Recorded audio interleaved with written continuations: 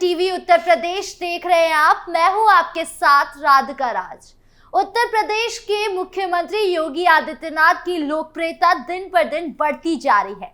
जब पहली बार उन्हें मुख्यमंत्री बनाया गया था तो लोगों के जहन में सवाल था कि उन्हें ही क्यों, और लेकिन आज वही मुख्यमंत्री देश के सबसे लोकप्रिय मुख्यमंत्री हैं। लोकसभा चुनाव में उनकी लोकप्रियता पर सवाल उठे थे, लेकिन यूपी उपचुनाव और महाराष्ट्र चुनाव में उनके प्रभाव के बाद सारे सवाल खत्म हो गए। उनकी लोकप्रियता इस कदर बढ़ गई है कि अब महाराष्ट्र में उनके पोस्टर लगे हैं। तो अब महाराष्ट्र में क्यों लगे हैं सीएम योगी के पोस्टर, और सीएम योगी का महाराष्ट्र चुनाव पर कितना था असर, बताएंगे आपको विस्तार से इस रिपोर्ट में।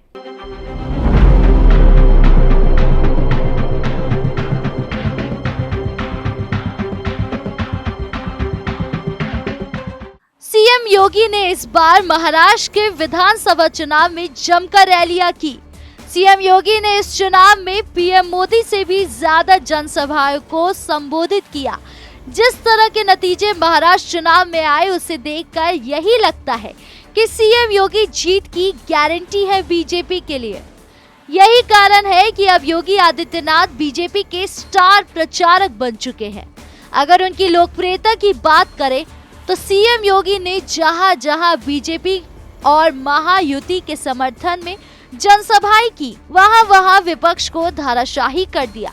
उनका एक सभा के आगे विपक्ष की सारी समीकरण ध्वस्त हो गई। बीजेपी में योगी का स्ट्राइक रेट 95% रहा।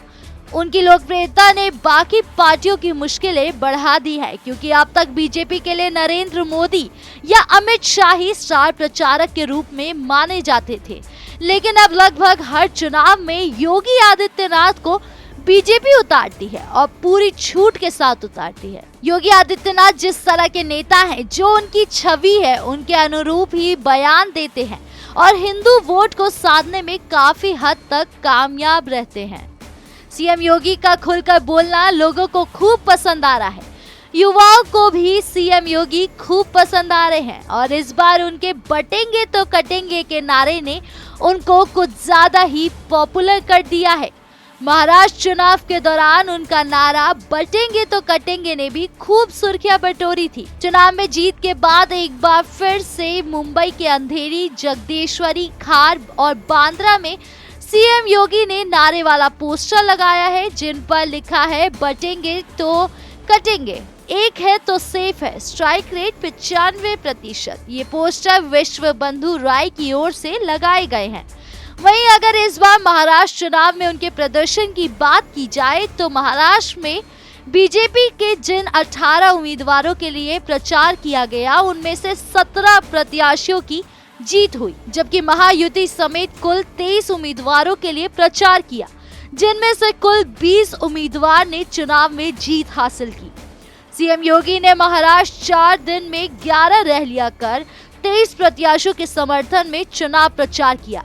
ये कमाल का प्रदर्शन है। अगर कोई भी नेता इस तरह का प्रदर्शन करता है तो वो पार्टी का बेहद खास और बड़ा नेता बन जाता है। यानी सीएम योगी के लिए शायद जल्द ही दिल्ली के दरवाजे भी खोल दिए जाए।